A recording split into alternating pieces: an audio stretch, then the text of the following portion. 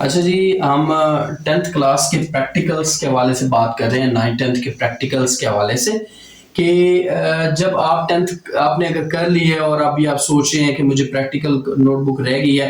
आप भी प्रैक्टिकल करते हैं, आपको भी पता है और मुझे भी पता है कि प्रैक्टिकल स्कूल कॉलेजेस में कैसे करवाए जाते हैं और फिर एग्जाम के अंदर कैसे होते हैं।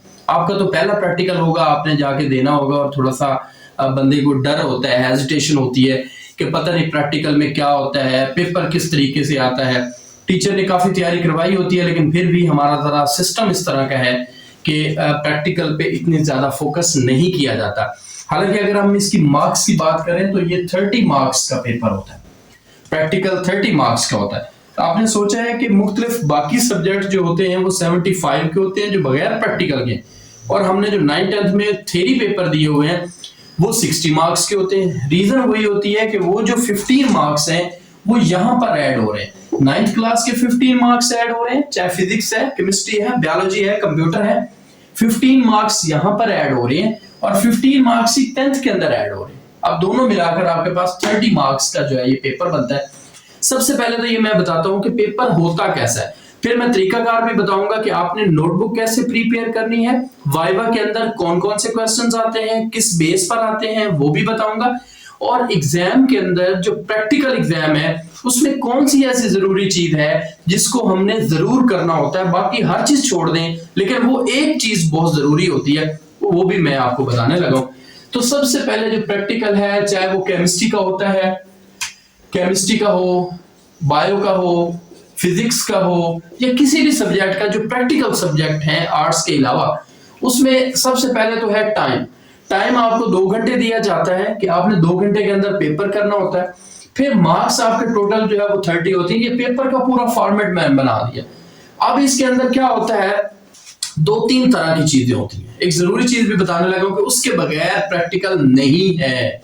इसमें क्या होता है, क्वेश्चन 1 होता है। क्वेश्चन 1 के 2 पार्ट होते हैं, दोनों 9th क्लास से होते हैं। ए पार्ट भी उसका 9th क्लास से है, बी पार्ट भी 9th क्लास से। ये टोटल बन जाता है 12 मार्क्स। ठीक है। अब इसमें क्या करना होता है, 9th क्लास के दोनों पार्ट में से आपको एक पार्ट सिर्फ हल करना पड़ता है। एक ही पार्ट आपको हल करना पड़ता है, सॉल्व कर लेते हैं। दूसरे के अंदर क्या होता है, क्वेश्चन 2 भी सेम एज इट होता है, लेकिन ये 9th क्लास से था, अब ये 10th क्लास से होता है। अब 10th क्लास से क्या होता है कि ये भी टोटल जो है वो 12 मार्क्स का होता है। इन दोनों में से आपको एक सॉल्व करना होता है।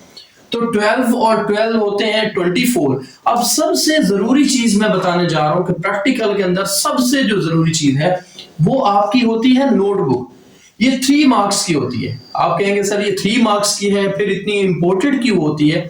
तो ये मैं बता दूं, नोटबुक के अलावा कोई प्रैक्टिकल ऐसा प्रैक्टिकल नहीं आपका जो एग्जामिनर है वो नहीं लेगा जब तक आपके पास नोटबुक ना हो। एट द एंड मैं आपको ये भी बताऊंगा कि नोटबुक को प्रिपेयर करने का तरीका क्या होता है। मैं आपको बल्कि एक प्रीपेयर्ड जो टॉपर की प्रीपेयर्ड जो नोटबुक होगी, प्रैक्टिकल नोटबुक, वो भी मैं आपको बताऊंगा कि किस तरीके से आपने उसको अपनी कॉपी अगर अभी तक कंप्लीट नहीं की, टीचर ने आपको नहीं बताया और आपको लगता है कि अब जाकर जो है मुझे प्रैक्टिकल नोटबुक तैयार कर लेनी चाहिए, तो वो भी मैं आपको बताता हूँ। 3 मार्क्स के आपकी नोटबुक होती है, और वाइवा जिसे आप जबानी सवाल कहते हैं, आपको एग्जामिनर सामने बैठा होता है, वो आपसे पूछ रहा होता है कि जो आपने प्रैक्टिकल परफॉर्म किया है उसके रिलेटेड भी क्वेश्चन हो सकते हैं, और वो आपने जो 9th 10th के अंदर जितना सिलेबस पढ़ा है वो भी हो सकते हैं। ज्यादातर तो जनरली टीचर नहीं इस तरह डिस्टर्ब करते। जो एग्जामिनर होता है, जो प्रैक्टिकल लेने आता है, वो इतना ज्यादा डिस्टर्ब नहीं करता। वो सिंपली क्या करता है, आपका नाम वगैरह पूछ लेता है, और आपने जो नॉर्मली प्रैक्टिकल 9th और 10th के परफॉर्म किए होते हैं लैब के अंदर।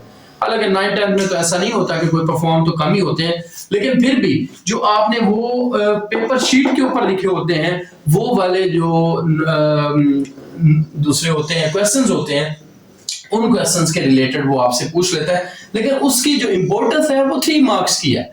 लेकिन अगर हम अपने सिस्टम के हवाले से बात करें तो ये जो वाइवा है, that is very very important. ये वाइवा के अलावा बाकी सारा सिस्टम इसी पे डिपेंड कर रहा होता है। अब अगर आप सारा कर लेते हैं और वाइवा में जाके फेल हो जाते हैं, आपको नहीं पता चलता कि भाई हमने जो ये काम किया है वो कैसे किया, तो जाहिर बात है इसको जो टीचर है उसको पता चल जाएगा वाइवा लेते हुए, ज़बानी सवाल पूछते हुए कि भाई इसके अंदर नॉलेज तो है नहीं, अब ये इसने कैसे लिख लिया, 9th-10th इसने कैसे कर ली। तो इसलिए आपको वाइवा पे बहुत ज्यादा तवज्जो देनी है। उसके इंपॉर्टेंट क्वेश्चन भी मैं कुछ डिस्क्रिप्शन के अंदर दे दूंगा, फॉर एग्जाम्पल केमिस्ट्री के, बायोलॉजी के 1-2 के मैं दे दूंगा। मजीद आपको चाहिए हो तो आप कमेंट सेक्शन के अंदर जाकर मुझे बताएंगे कि सर फलां सब्जेक्ट के जो वाइवा के क्वेश्चन हैं वो कौन से हैं, वो भी मैं आपको जो है वो दे दूंगा कमेंट सेक्शन के अंदर। नोटबुक और वाइवा दोनों बहुत इंपॉर्टेंट है, और ये बाकी जो क्वेश्चंस हैं ये आपने जितना 9th में पढ़ा है जैसे सेपरेशन वगैरह है, तो ये जो ओल्ड सारा जो आपका सिलेबस है उसके मुताबिक मैंने बना दिया है। तो इस हवाले से आपने प्रैक्टिकल की प्रेपरेशन करनी है। तो अभी मैं नोटबुक और वाइवा और ये सारी चीजें क्लियर कर देता हूँ।